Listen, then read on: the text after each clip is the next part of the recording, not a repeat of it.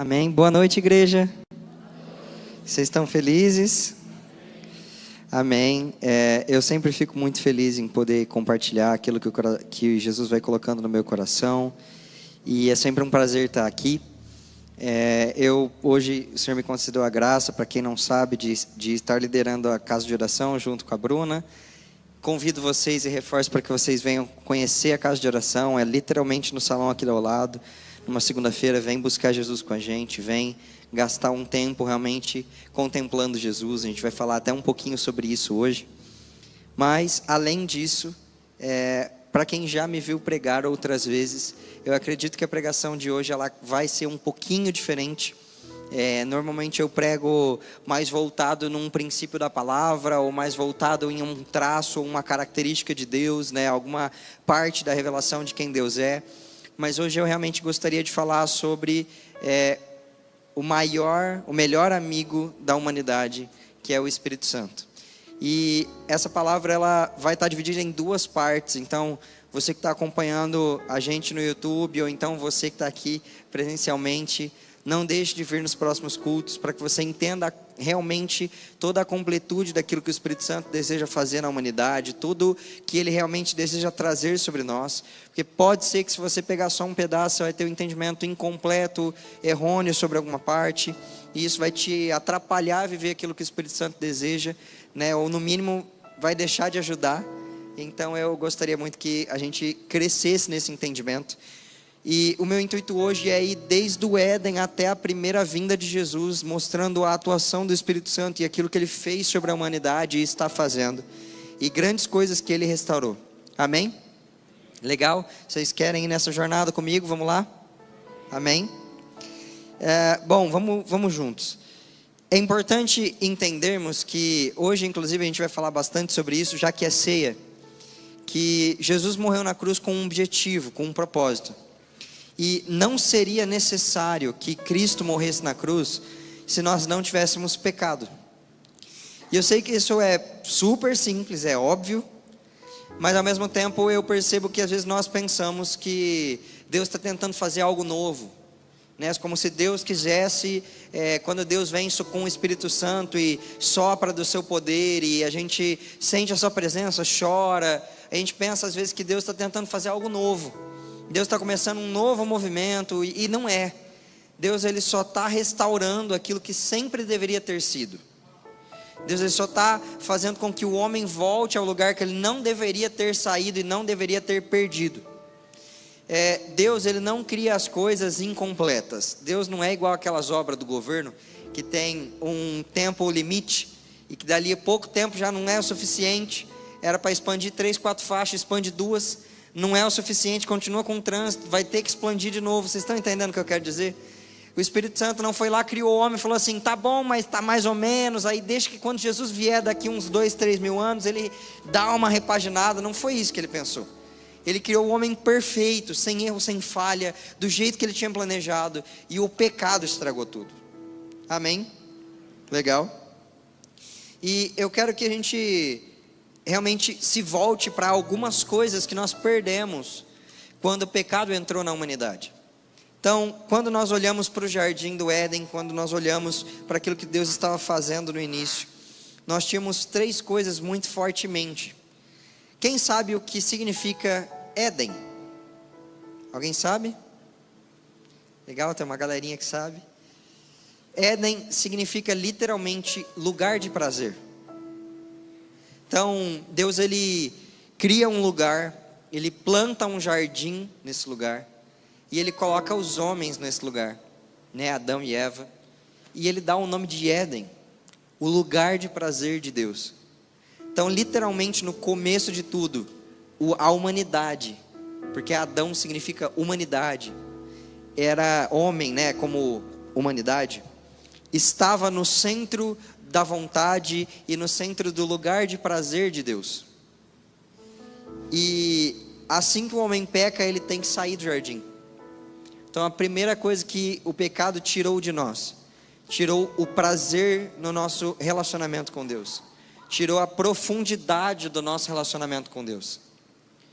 Segunda coisa que o pecado tirou do homem O homem era imortal.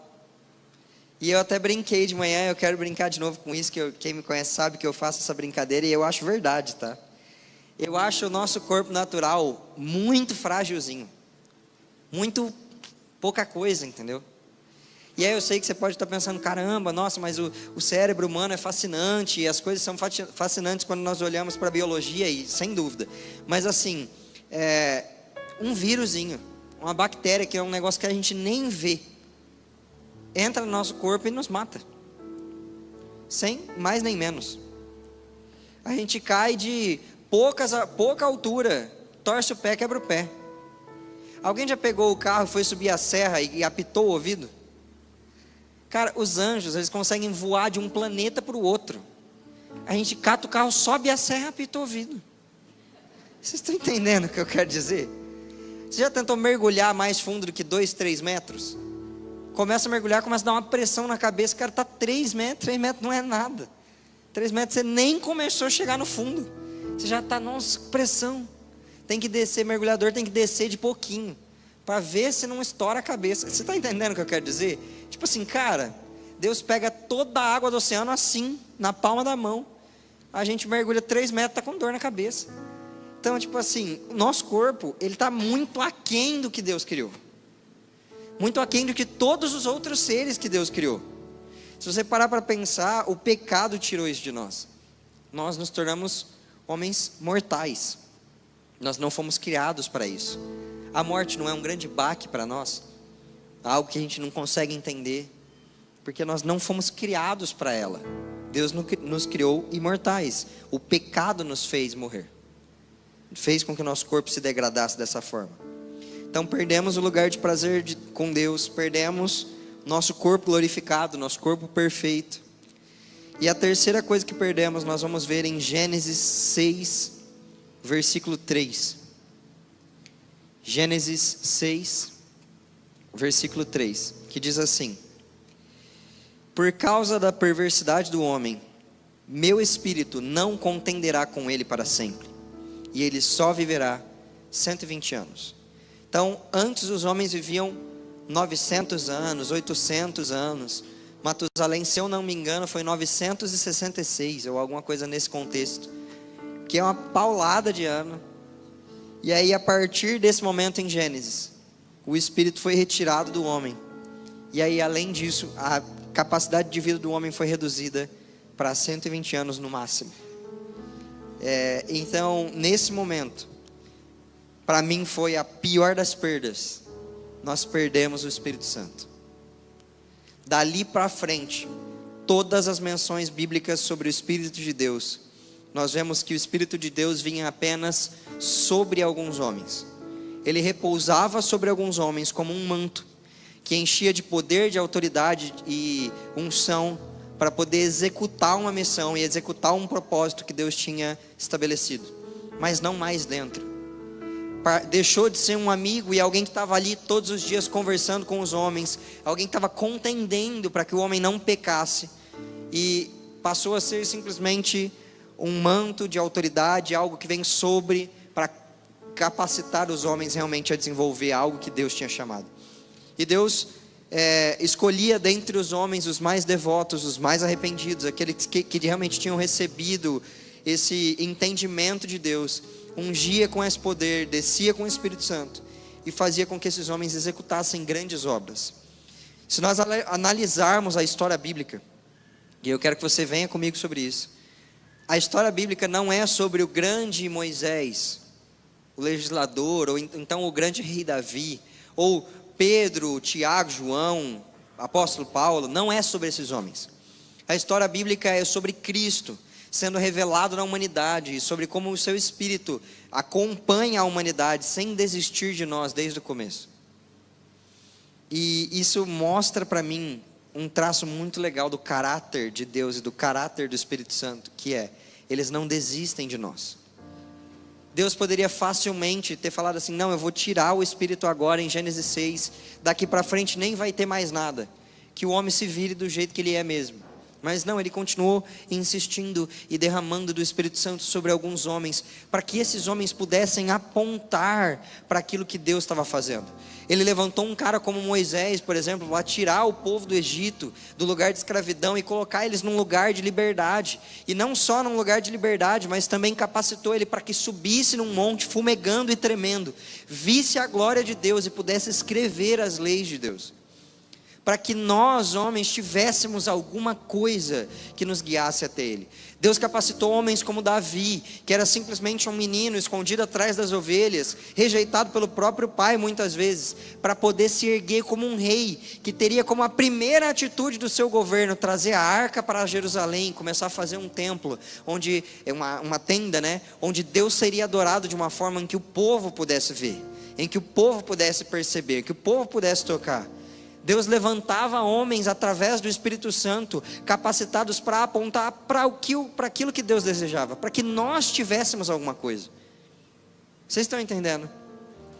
Constantemente o Espírito Santo estava nos presenteando com porções de quem Deus era, para que a gente tivesse alguma coisa ao longo dos séculos, ao longo dos milênios, sobre quem Ele é, quem é o Deus a quem servimos, quem é o Deus que criou todas as coisas. Ele desceu sobre, por exemplo, Isaías, para que fosse profetizado a vinda do Messias, e que ele pudesse, nós soubéssemos que ele é como, por exemplo, uma raiz que brotou numa terra seca, como um menino que nos foi dado, e dentre várias outras profecias que se cumpriram quando Jesus veio. Se não fosse o Espírito Santo descendo sobre esses homens e capacitando eles para ungir e para fazer, ungindo eles para fazer o que Deus tinha pedido, só como homens normais eles não conseguiriam. Ou você acha que Moisés tinha só como homem capacidade de tornar o Nilo em sangue? Ou fazer com que seu cajado virasse cobra? Ou todas as outras pragas que precisaram ser feitas para tirar o povo do Egito? Vocês estão me acompanhando? Você acha mesmo que Isaías tinha a capacidade de ouvir uma conversa na Trindade? Dizer eis-me aqui, e ainda assim Deus enviar ele com tanta clareza e entendimento daquilo que viria? Não teria. É toda a graça de Deus e todo o Espírito Santo capacitando os homens para que a gente tivesse algo de Deus a se apegar. Amém? Vamos lá. Eu quero só embasar um pouquinho do que eu falei, lendo alguns textos sobre Moisés, Davi e Isaías, sobre como eles foram ungidos para poder executar as missões que foram dadas para ele. Vamos para Moisés primeiro, em Números 11, 29. Números 11, 29.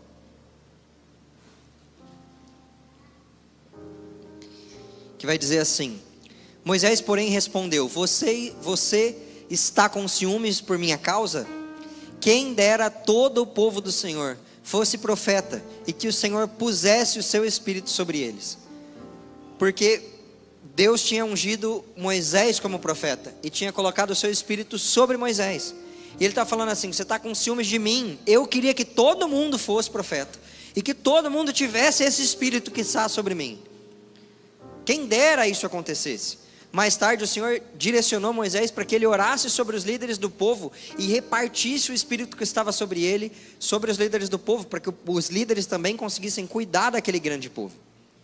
Também nós temos Davi em 1 Samuel, versículo 16, 13. Capítulo 16, versículo 13. 1 Samuel, capítulo 16, versículo 13, que diz: Samuel apanhou um jarro com óleo e ungiu no meio dos seus irmãos. A partir daquele dia, o Espírito do Senhor apoderou-se de Davi. E depois disso, Samuel voltou para Ramá. E dali para frente, esse menino Davi, que era só um adolescente normal, cuidava das ovelhas, era rejeitado pelo seu pai, porque nem foi chamado para conhecer o profeta. Ele passou a ser alguém ungido, capacitado, alguém que tinha o Espírito sobre ele. E ainda assim, demorou muitos anos para que ele fosse rei sobre Judá, e mais outros muitos para que ele fosse rei sobre toda a porção de Israel, que era o que Deus tinha prometido. Mas ele foi crescendo com um coração segundo aquilo que Deus desejava. E também gostaria de ler Isaías 48, 16. Isaías 48, 16, que vai dizer o seguinte: aproximem-se de mim e escutem isso. Desde o primeiro anúncio não falei secretamente. Na hora em que acontecer, estarei ali.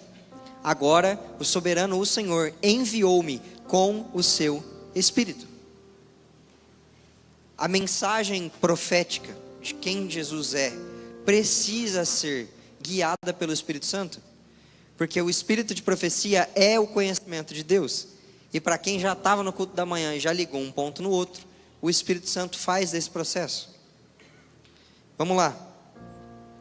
Isso foi acontecendo com todos os profetas, Naum, Amós, Abacuque, Jeremias e todos os outros profetas, além de outros grandes homens de Deus no meio dessa caminhada aí, e mulheres de Deus também, evidentemente, Esther, enfim, Ruth, outras, foram ungidas e capacitadas para poder desenvolver aquilo que Deus queria, até um certo homem chamado João Batista.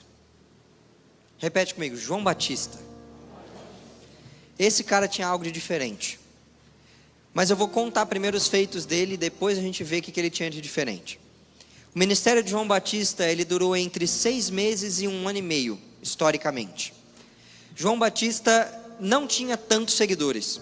O povo tinha que ir no deserto ouvir ele. Ele não tinha uma mega church ali no meio de Jerusalém para a galera com cafezinho, cappuccino. Não tinha. João Batista não tinha. Você vê que loucura? Ele também não curou ninguém no seu ministério. Nenhuma vez. Não batizou ninguém com o Espírito Santo. Não colocou a mão assim, mandou um labachúrias e a pessoa caiu no chão chorando e recebendo Jesus. Não rolou. Ele também não profetizou nada sobre ninguém. Ah, você vai ser cantor famoso. Não fez. Você vê que loucura? E ainda assim Jesus disse que não nasceu ninguém até então maior que João Batista. E ele englobou nisso Moisés, o legislador, que trouxe as leis de Deus para o povo. O pai da fé, Abraão, ele colocou nesse balaio aí, falou que não era menor que João Batista. O rei Davi, o homem segundo o coração de Deus, não era tão grande como João Batista. Que tinha esse cara, que comia gafanhoto e comia mel, não sei se junto ou separado, também não sei se junto nem separado era gostoso. Ficava enfiado no deserto, meio maluco, vestia pele de camelo, tadinho do camelo. E o que tinha esse cara? A palavra diz em Lucas 1, versículo 15 e 16. Vai dizer o seguinte, Lucas 1, versículo 15 e 16. Diz o seguinte sobre João Batista: pois será grande aos olhos do Senhor, nunca tomará vinho nem bebida fermentada, será cheio do Espírito Santo desde o nascimento. Olha aí. E fará retornar muitos dentre o povo de Israel ao Senhor, o seu Deus. Uma pessoa cheia do Espírito Santo é uma pessoa que é grande aos olhos do Senhor, não tem necessariamente grandes feitos. Muitas pessoas que a gente vê como grandes pregadores, grandes ministros, às vezes aos olhos de Deus nem são tão grandes assim, porque fazem as coisas com as intenções erradas e não faz o povo voltar ao Senhor. Pregam uma palavra linda, tem muita eloquência, mas o Espírito não está ali. De que adianta ganhar tudo diante dos homens e perder diante de Deus? Sabe aquela frase famosa, você já deve ter ouvido muito pregador falar sobre ela: Deus não é homem para que minta, nem... Olha, um grande profeta falou isso, foi Balaão, o falso profeta. Uai, que estranho, mas a frase é verdade. Mas Balaão foi rejeitado, sabe por quê? Que a gente pode falar uma verdade bíblica tendo um coração reprovado. Balaão fazia Balaão fazia coisas que Deus supostamente aprovaria o ministério dele. Ele tinha dons, ele via anjos, ele profetizava, entendia tudo que estava acontecendo, mas o Espírito não estava com ele. Por que não? Porque Balaão fazia por sua própria vontade. Ele queria poder para ele, riqueza para ele. Estão entendendo? Foi classificado como um falso profeta. Esse homem não tinha riqueza, João Batista. Não tinha falado com reis. Ele era em obras muito menor do que alguns de nós, mas era cheio do Espírito Santo e fazia com que o povo se arrependesse e voltasse para Jesus. Minha maior ambição como cristão é ainda ter os olhos brilhando, mesmo velhinho, e carregar o ministério da reconciliação até a morte. Fazer as pessoas amarem Jesus e terem um relacionamento com Ele, mesmo que isso custe a minha vida. Porque é para isso que eu fui chamado. É para isso que você foi chamado. De que adianta a gente pregar um evangelho que no final das contas as pessoas vão embora para casa e elas não conheceram Jesus? O que vai adiantar você vir aqui de todo domingo e no final ainda ir para o inferno porque você não achou Jesus? O que vai ter valido? João Batista fazia com que as pessoas fossem no deserto para ouvir falar de Jesus. E ele começou a fazer algo que simbolizava o ministério do Espírito Santo. Meu objetivo principal é que você entenda qual que é a missão do Espírito Santo aqui hoje. Aqui hoje não, desde sempre. Desde quando ele está na humanidade é a mesma missão. Vamos lá. O que para mim, se essa pregação tivesse um pilar, tivesse um centro, um texto principal, que daria para pegar em cima só dele, seria esse aqui. Então eu preciso muito que você preste atenção. João 16, capítulo 7, do 7 ao 16. João 16, versículo 7, que é capítulo 7. Vamos lá. Diz o seguinte: Jesus dizendo: mas eu lhes afirmo que é para o bem de vocês que eu vou. Porque se eu não for, o conselheiro não virá para vocês, mas se eu for, eu o enviarei. A gente já até falou sobre isso nessa série, não falou? Legal? Quando ele vier, convencerá o mundo do pecado, da justiça e do juízo. E aqui ele começa a explicar algo que é muito importante, que eu acho muito legal. O Espírito Santo carrega dentro de nós a completude do Evangelho. O Evangelho completo é o Evangelho do reino. E por muito tempo foi pregado um evangelho de salvação, que é: você não merece, mas Jesus morreu por você, e você foi salvo, e agora você entregou sua vida para Ele, e você vai salvo, aleluia, glória a Deus, amém. Amém mesmo, glória a Deus. Mas isso é só o começo, isso é a porta. Isso é como comprar uma casa de, sei lá, 10 milhões, e abrir a porta, aquela portona gigante de madeira, abrir a portona e ficar no hall, naquele corredorzinho. Aí você senta ali no chão e fala: uhul, tem uma casa, glória a Deus. Eu morava na rua, agora tem uma casa, ainda bem. Alguém estaria satisfeito só de sentado ali? Não? É porque eu também não. Isso é viver o evangelho só pela salvação. Entrou numa grande porta, Jesus te salvou, glória a Deus, mas e o resto? Até quando você vai deixar de usufruir de tudo que Jesus comprou para você na cruz, de tudo que Ele morreu para que você vivesse, de toda a paz, prosperidade, alegria, de toda a transformação, de toda a contemplação de algo que é muito maior do que qualquer prazer terreno, e vai sentar ali na porta e falar: oh, glória a Deus, tem uma casa, Jesus me salvou, que lindo. Cara, chega, Jesus tem mais para você. Jesus morreu na cruz bem mais do que só para te salvar. Esse é o que o versículo vai dizer do pecado. É uma das coisas que o Espírito Santo nos convence. Ele nos convence do pecado, porque os homens não creram em Jesus. Qual que é o ponto? Os homens não confiaram e não creram em Deus lá no jardim. Porque Ele falou: se vocês comerem dessa árvore, vai dar ruim, não come. Adivinha, comeram. Lascou para nós. Ficou difícil para o nosso lado. Não acreditaram em Deus, não confiaram nele, se lançaram na sua própria vontade, no seu próprio jeito de fazer. Deu errado. Vem o Filho de Deus trazendo reconciliação, amor, e a galera estava: não quero ouvir você é um herege, você fala através de Beelzebul, você realiza milagre por causa de Beelzebul, mata esse cara. De novo o homem não quis.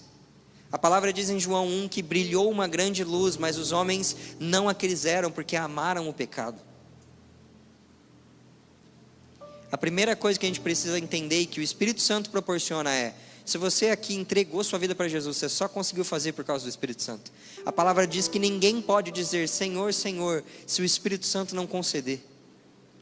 Quem aqui é batizado? Uma galera.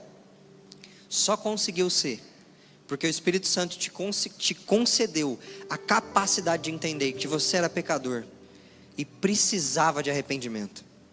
Você precisava de Deus, senão não ia rolar.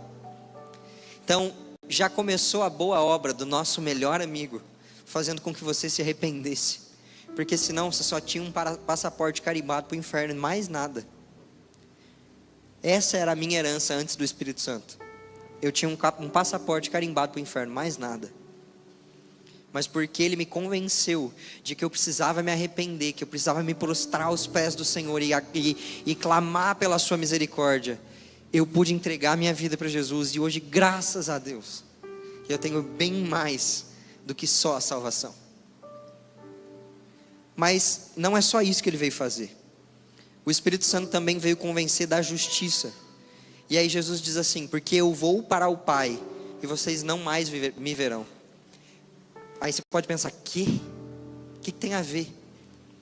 Justiça, muitas vezes na nossa cabeça, é quando Deus vem e castiga a humanidade. Ai, não pede por justiça não, que se você pedir por justiça, Deus Ele vai te pesar na balança e vai trazer castigo sobre você.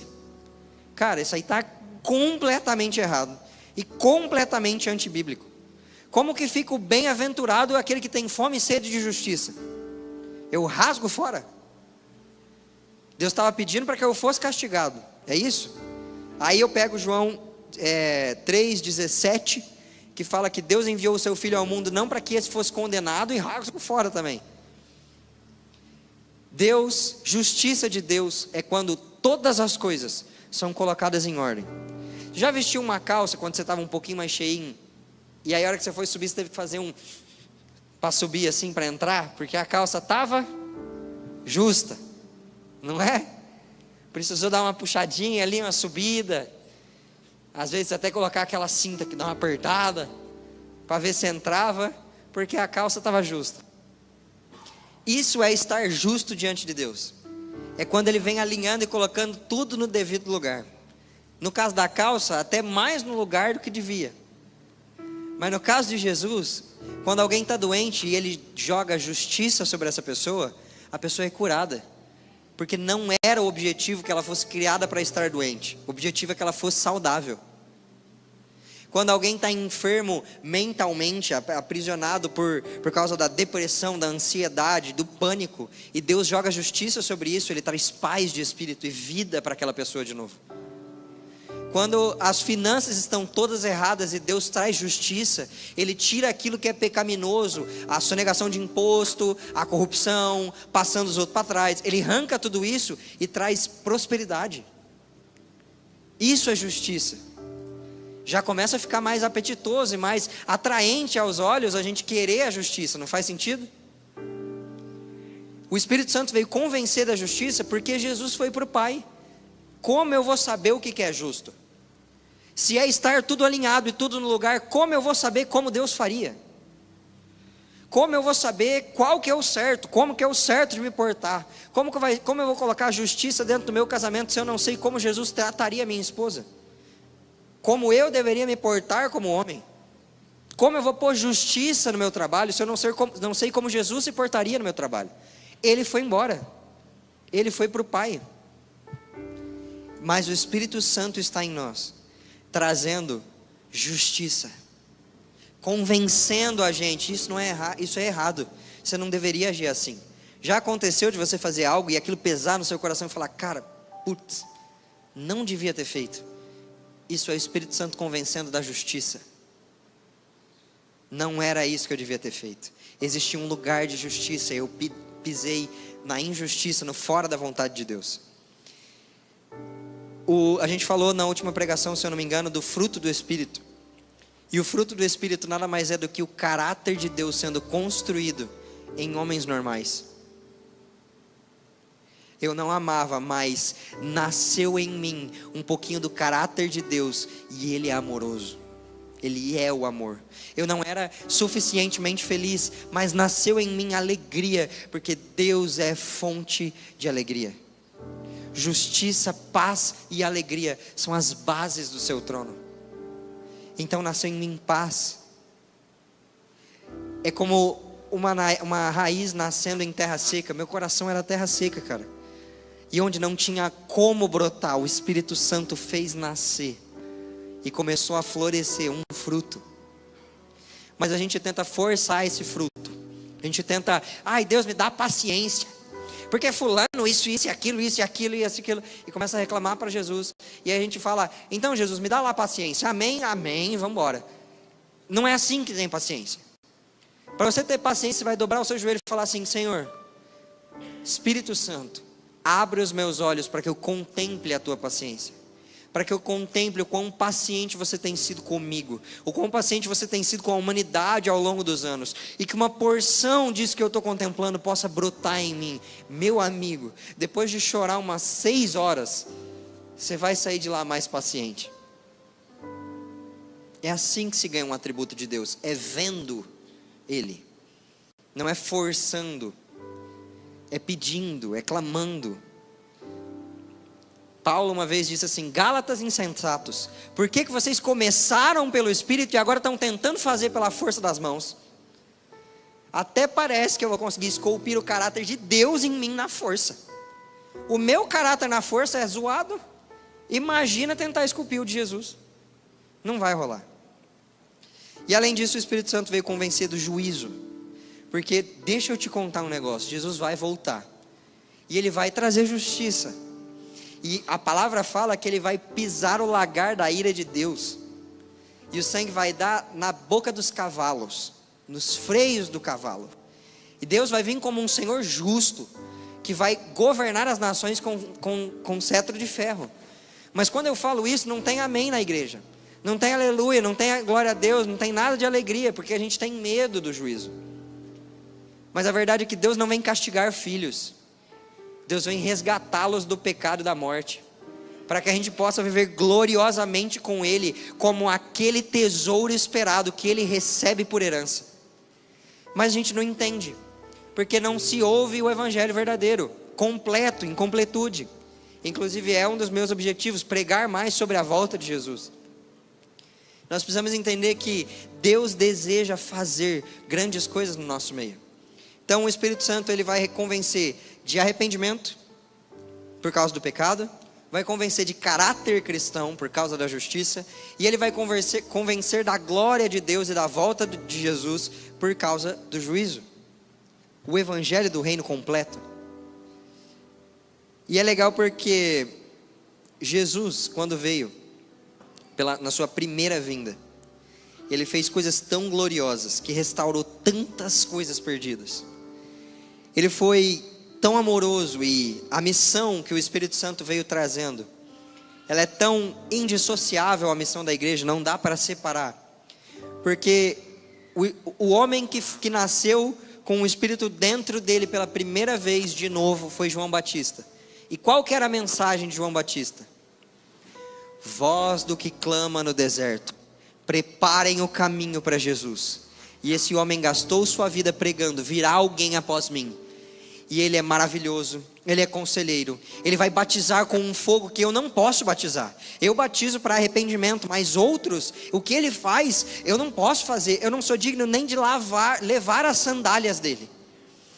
E esse homem começou a apontar para alguém que viria, que era tão superior, que era tão inigualável, que nem sequer segurar as sandálias João Batista podia. Mas aquele João Batista estava fazendo uma multidão, e eu vi ele no deserto.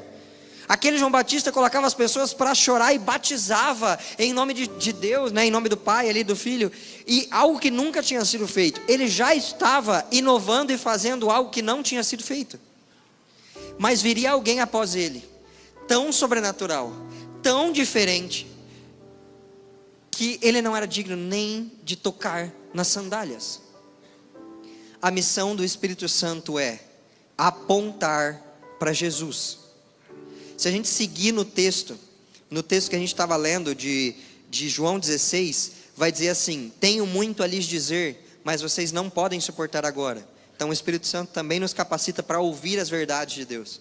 Mas quando o Espírito da verdade vier, Ele os guiará a toda a verdade. Não falará de si mesmo. Falará apenas o que ouvir, e lhes anunciará o que está por vir. Ele me glorificará, porque receberá o que é meu e tornará conhecido a vocês. Aí mais para frente vai dizer assim: mais um pouco e já não me verão, um pouco mais e me verão de novo.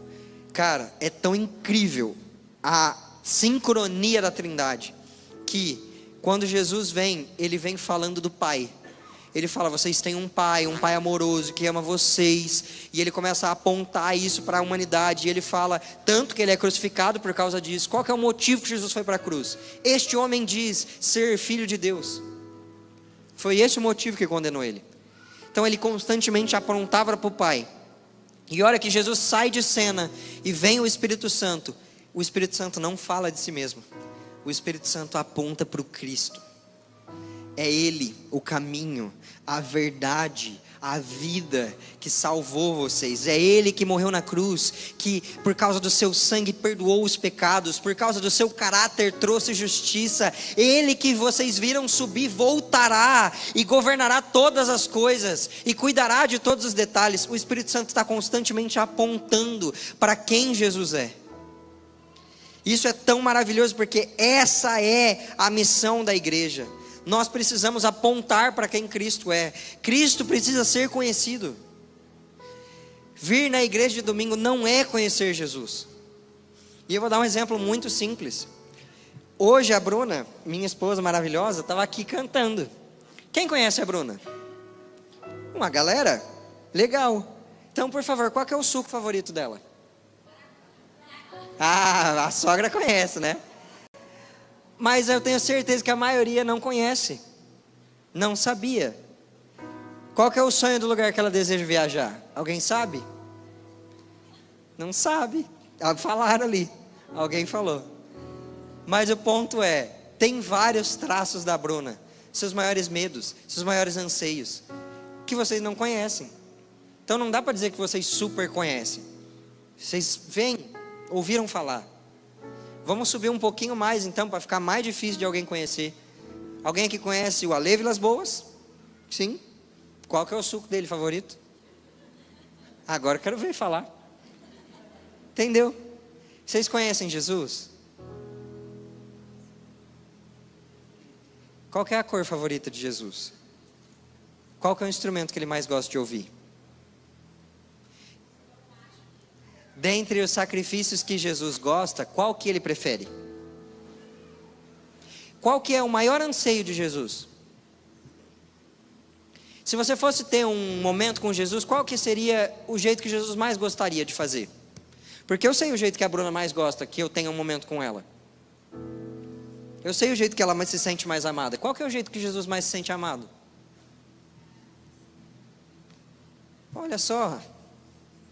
Talvez não conhecemos tanto. Talvez a gente não viu tanto. Qual que é o formato do sorriso de Jesus?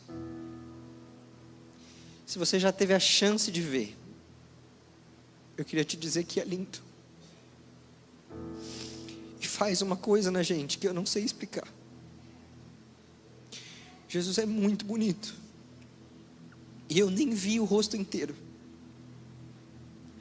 Mas mais do que a beleza que ele carrega, o caráter dele me constrange. Quão gentil Jesus é. Porque comigo ele já foi de umas formas que ninguém mais foi. E eu não acho que vi tudo. Glória a Deus pelo Espírito Santo, meu melhor amigo, que me fez ver. E quando eu coloquei os meus olhos naquele homem judeu, nunca mais eu fui igual. Você não está cansado dessa vida medíocre? De só vir de domingo na igreja e nada mudar? Porque eu queria te dizer que hoje o seu melhor amigo está aqui. E o papel dele é revelar o Jesus que faz a gente mudar de uma forma tão leve. O caráter de Deus não é esculpido na força, é esculpido na base do choro e da entrega. É quando eu dobro os meu joelho no chão, no momento mais difícil, e começo a falar: deixa eu ver como você é. É ali que Jesus vem moldando os nossos corações. Não é em vir todas as escalas do serviço que você tem na igreja que te faz cristão. É em sobre ter os olhos brilhando quando fala de Jesus e um caráter parecido porque você tem visto. Se eu não me engano é 1 João que fala assim: daquilo que ouvimos, daquilo que sentimos, do que apalpamos, disso falamos do verbo da vida. Ah, velho do céu, cara. Eu quero falar daquilo que eu vi, daquele que eu ouvi, daquele que eu apalpei, que eu toquei. É deste Jesus que eu quero contar. E o Espírito Santo, e eu não tenho dúvida nenhuma, que o maior prazer dele nessa noite, porque a missão dele é revelar Jesus, o maior prazer dele seria que você contemplasse a Jesus. Quem quer ver Jesus aqui hoje?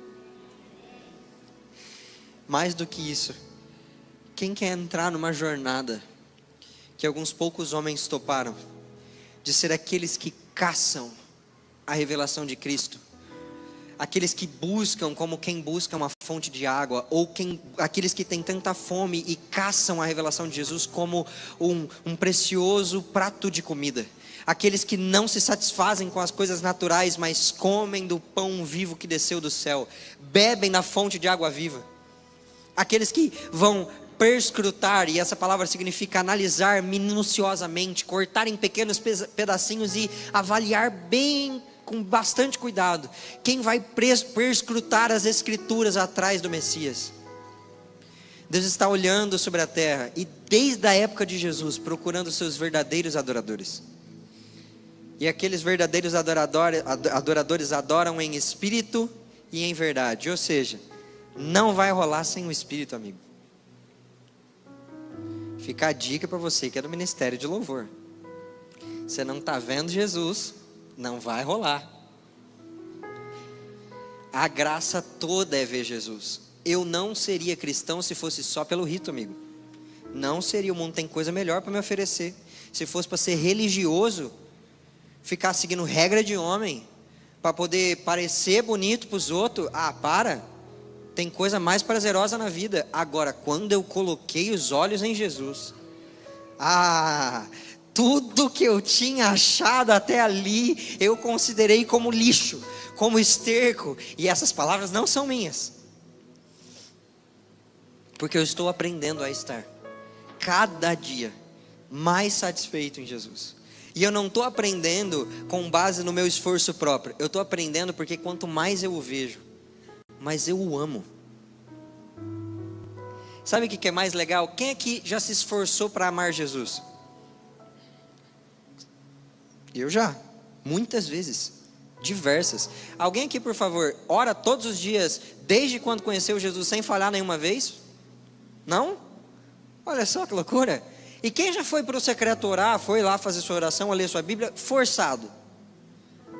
Agora apareceu quem se esforçou para amar Jesus. A gente precisa de disciplina, a gente precisa de empenho, mas a paixão é gerada do outro para nós. Não tem como eu gerar a paixão sozinho. Me apaixonei pelo quê? Não, sozinho. Tem isso? Não tem.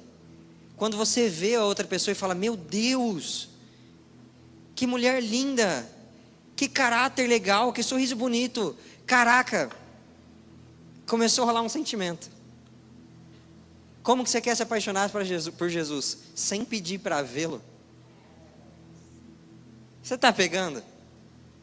Como que você vai conseguir se apaixonar por Jesus? Sem pedir para ouvi-lo? Sem pedir para conhecer o caráter dele? Não vai rolar. E assim, não tem nada mais legal. Eu torço todos os dias que eu venho para a igreja, e mais ainda quando eu venho para a casa de oração, para Jesus capotar aí na gente, para Jesus vir e não derramar a sua glória, ele deixar cair tudo mesmo, fazer pá, porque é isso que é gostoso, é catar a palavra e chorar em cima da Bíblia, porque Jesus está falando com você, É dobrar os joelhos e não saber nem como respira, de tanto que Jesus está tocando no seu coração. E quando isso acontece, vou te falar, não dá vontade de pensar o que você vai jantar depois do culto, ou da conta que tem que pagar. Não dá. Não dá vontade de pensar em nada. Tudo que você tem sentido ali é suficiente. Esse Jesus é vivo, tá? E eu queria te pedir para se colocar de pé, porque o Espírito Conselheiro, aquele que revela Jesus, está aqui e dentro de você. E eu sei que o Espírito Santo vai avivar alguns corações aqui de novo, vai reacender a paixão e a chama mais uma vez, vai abrir os olhos de quem nunca viu, vai abrir os ouvidos de quem nunca ouviu. E essas pessoas, algumas pessoas aqui hoje vão experimentar do Espírito Santo e da revelação de quem Jesus é, porque é isso que Ele quer fazer. Quando Jesus morreu na cruz, Ele derramou sobre nós o Espírito Santo de novo, sim. Ele abriu um lugar de relacionamento novamente para nós, nos fazendo filhos adotados de um Pai amoroso, sim.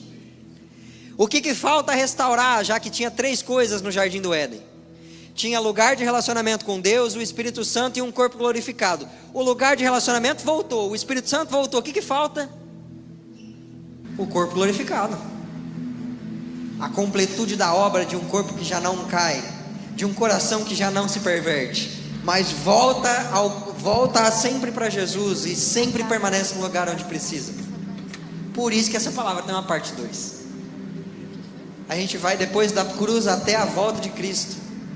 E eu quero muito que você mergulhe comigo, mas sem contemplar Jesus não vai rolar.